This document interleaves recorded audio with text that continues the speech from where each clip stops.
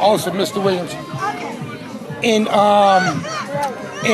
chronological order, right? Who were the invaders that came into Egypt? The first invader was Alexander the Greek.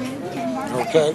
Not the Great, but the The Greek. Greek. Because I don't call no one that tried to cut my ancestors' history and culture off great. Right. So it was Alexander the Greek in 332 BCE. 332. Right. And BCE dates you count down. Today's dates as we live in, you count up. okay. He lived for 9 years. In 323, he died. And an army general of his, by the name of Ptolemy I Lagi, called Soter. The word Soter, S-O-T-E-R, means savior. Took over the rule and control of Egypt. So, would this Sotar be the same as Serapis? Serapis. Uh-huh. That's who Serapis is. Okay. Serapis, at the Council of Ephesus in 431, was made into the Christ. Okay? And when Ptolemy I Lagi took over the control of Egypt, there were 13 other Ptolemies that came behind him. So in all, you have 14 Ptolemy rulers of ancient Egypt. All the way down to 323, all the way down from 323, all the way down to 30 BC, when the Romans came in.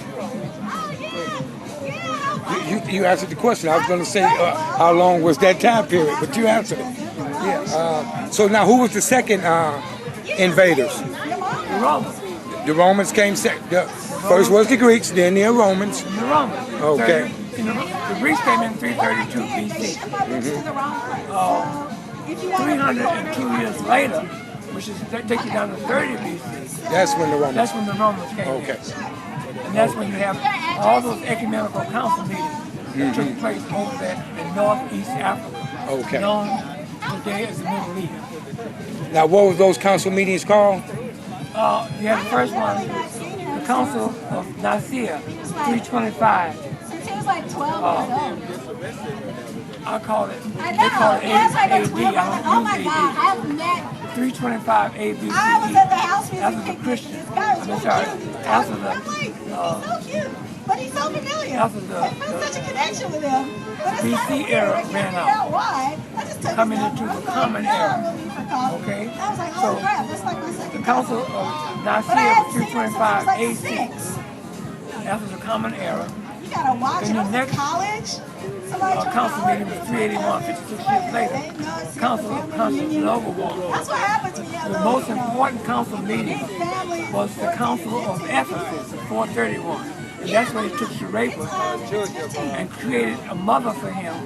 They created a creature called the Virgin Mary by taking the attributes of Isis and giving it to this created creature, the Virgin Mary, with the title of Theotokos. The word Theotokos means the mother of God, and they amalgamated the two created creatures together. Serapis and the created creature, the Virgin Mary, in order for this created creature to have a human nature.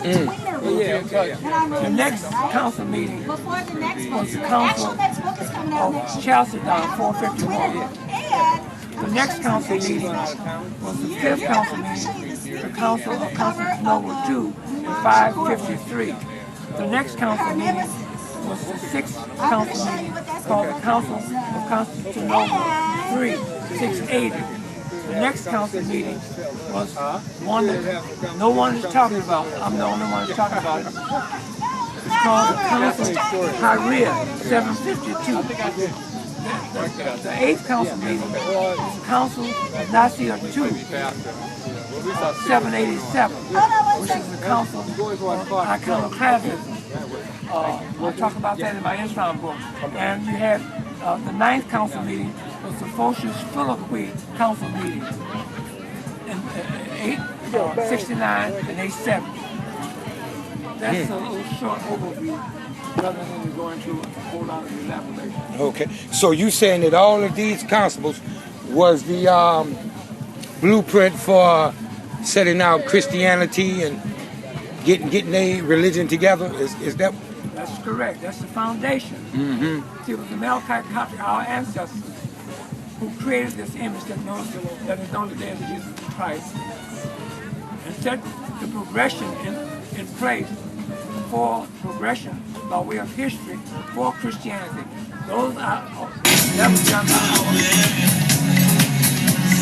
Those was done by our Melchite Coptic Egyptian brothers, ancestors. They were your world's first Christians, Melchite Coptic Egyptians. They created the Christianity and the image that we know today as Christ for the Europeans. Not for them, but it was for the Europeans. You want to get that out. Right. All right then, thanks a lot. Is there anything you want to add? Well, the last thing I'm going to add is this. I'm going to ask a question to all Christians. Christians, listen up. Do you think that the white race will take their children and their family into a church and worship a black Jesus, African Jesus hanging on the cross, and teach their children and their family that this is their God and Savior? Do you think they will do that? If the answer is no, I'll give you the answer. The answer is hell no. Okay? I'll give you a little further question that I want to ask you. Then why are you taking your family into this church and worshiping a dead white man on the cross that you know nothing about, that never walked the earth as a human being? Why are you doing that? That's my question. That's my last question. Yes. Thank you, Brother Williams. Appreciate it. Yes. Thanks a lot.